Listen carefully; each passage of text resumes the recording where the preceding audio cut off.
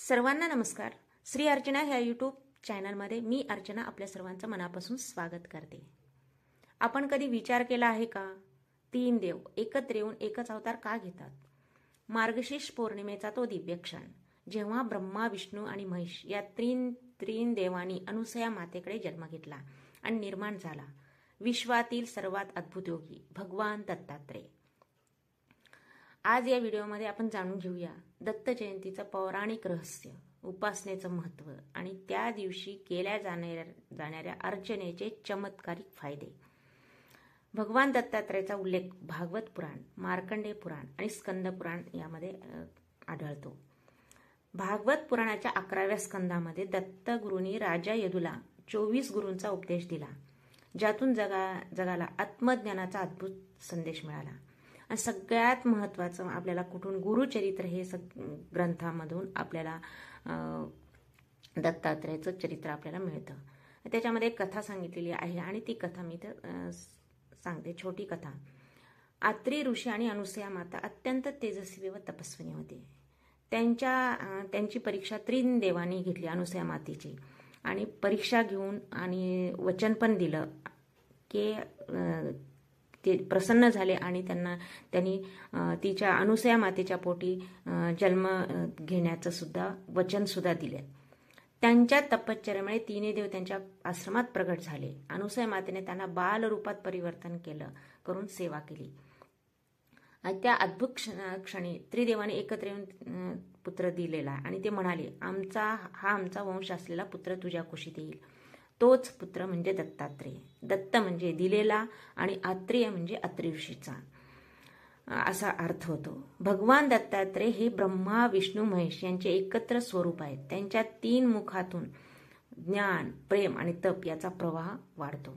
ते जगाला शिकवतात सच्चा योग म्हणजे देहातून असूनही देहात नसणं. ते त्या दिवशी कशी करायची आपण सोप्या पद्धतीने दत्त जयंतीची उपासना अर्चना कशी करायची, आपण दिनचर्या दररोजची सांगितल्याप्रमाणे आपण अंगण सडा स्नान करायचं. स्नानामध्ये आधीच मी सांगितलेलं आहे की आपण गंगाजल टाकायचं. गंगाजल उपलब्ध नसलं तर तुलसीपत्र टाकायचं आणि चौरंग घ्यायचा. धूत वस्त्र नेसायचे त्या दिवशी. सगळ्यात महत्त्वाचं म्हणजे त्या दिवशी पिवळं जरा असलं आपल्याकडे वस्त्र तर पिवळं वस्त्र परिधान करायचं, केशरी, पिवळं किंवा पांढरं.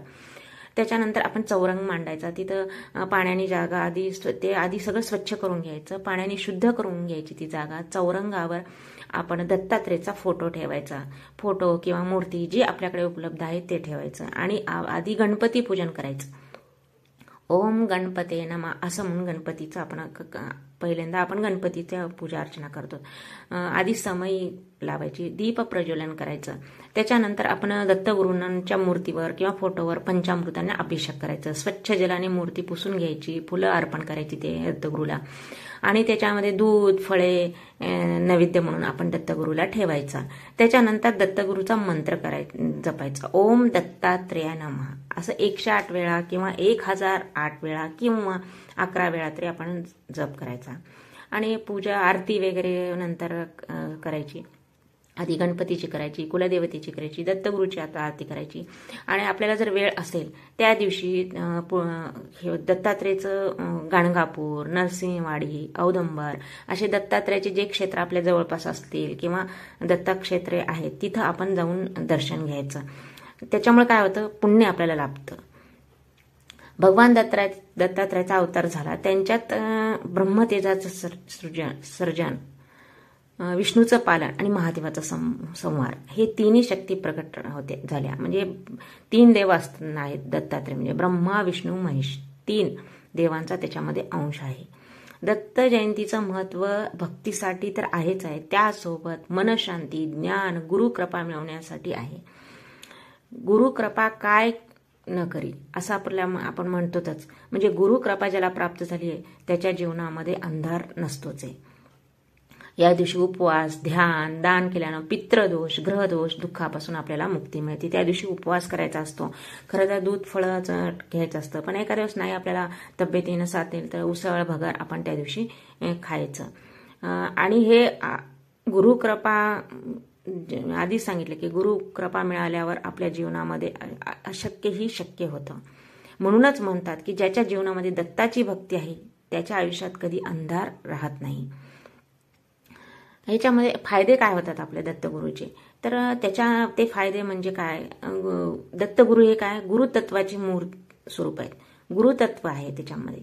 या दिवशी आपण प्रार्थना अर्चना केल्यामुळे काय होतं की आपल्याला जीवनामध्ये एक योग्य मार्गदर्शन मिळतं.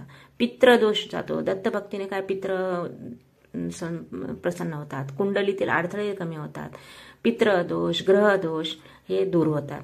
मनाला मनशांती, ध्यान आणि जप केल्यामुळे काय होते की मनशांती, आत्मिक शक्ती आपली वाढते, मन स्थिर राहतं.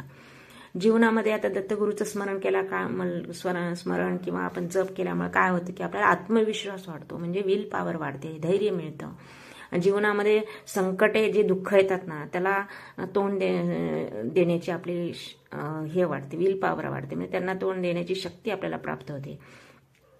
अध्यात्माचं हेच मला महत्त्व वाटतं की आपण देवपूजा देवार्चना जर आपण केली तर परिस्थिती बदलते नाही बदलते मला माहिती नाही, म्हणजे एखाद्या वेळेस बदलू शकते, पण आपल्याला त्या परिस्थितीला सामना देण्याची ताकद मात्र अवश्य येते. हे मी माझ्या स्वअनुभवावरून सुद्धा सांगते. म्हणजे देवाचं जो करतो त्याला विल पॉवर ही असतेच आहे. दत्त जयंतीचा हा पवित्र संदेश प्रत्येक भक्तापर्यंत पोहोचला पाहिजे. चला आपण सर्व मिळून दत्तगुरूचं नाम सर्वत्र पसरूया. प्रत्येक घरात प्रत्येक मनात जय दत्तात्रेयचा जयघोष घुमू दे. हा व्हिडिओ आवडल्यास लाईक करा, शेअर करा सर्व भक्तापर्यंत, आणि हो चॅनलला सबस्क्राईब करून भक्तीचा संदेश पुढे न्या. जय दत्तात्रेय.